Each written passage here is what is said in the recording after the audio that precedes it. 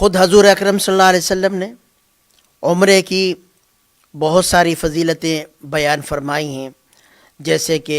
حدیث میں نے آپ کے سامنے پڑھی۔ حضور اکرم صلی اللہ علیہ وسلم نے فرمایا ایک عمرہ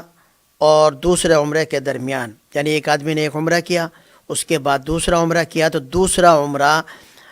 ان گناہوں کے لیے کفارہ بن جاتا ہے جو ان دو عمروں کے درمیان اس نے کیے۔ لیکن یہ بات یاد رکھیے کہ اس طرح کی احادیث میں جن گناہوں کا تذکرہ ہوتا ہے یا ذکر آیا ہے، اس سے گناہ صغیرہ مراد ہوتے ہیں، تو وہ گناہ اللہ تعالیٰ اس عمرے سے معاف کر دیتے ہیں اور ان کو دور کر دیتے ہیں۔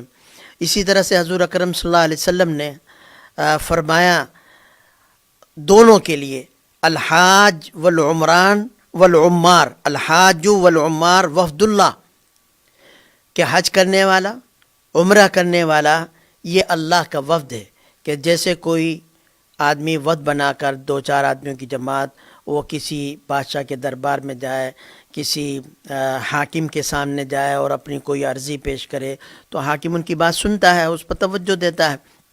تو اللہ تعالیٰ نے فرمایا کہ حج کرنے والے بھی اور عمرہ کرنے والے بھی یہ گویا کہ اللہ کی خدمت میں وفد لے کر آتے ہیں، اور اللہ تعالیٰ اس وفد کا اکرام کرتے ہیں، جو یہ دعا کرتے ہیں اللہ تعالیٰ اس کو قبول کرتے ہیں،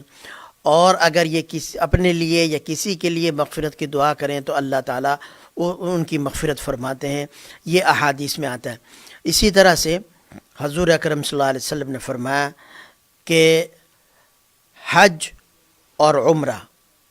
ان کی مطابقت کرو، تابع الحج والعمرہ، اس طرح کے الفاظ آتے ہیں، کیونکہ یہ حج اور عمرہ ایک ساتھ یا لگاتار پے در پہ کرنا یہ انسان کے گناہوں کو اس طرح سے دور کر دیتا ہے جس طرح سے بھٹی لوہے، سونے، چاندی کے میل کچیل کو علیحدہ کر دیتی ہے، دور کر دیتی ہے۔ حضور اکرم صلی اللہ علیہ وسلم نے ایک مرتبہ یہ فرمایا کہ جو ضعیف لوگ ہیں، جو کمزور لوگ ہیں اور عورتیں، ان کا جہاد یہ حج ہے،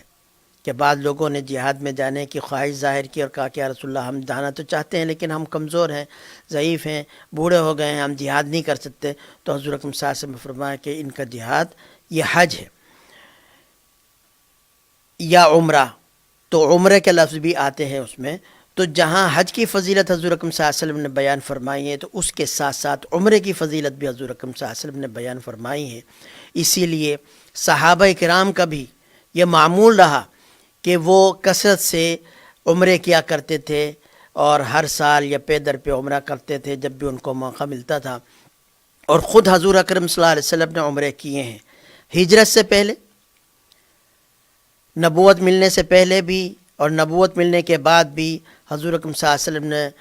متعدد حج کیے، متعدد عمرے کیے، اگرچہ ان کی تفصیلات نہیں ملتی، لیکن اندازہ یہی ہوتا ہے کہ دوسرے حضرات کی طرح حضور اکرم صلی اللہ علیہ وسلم بھی حج کیا کرتے تھے۔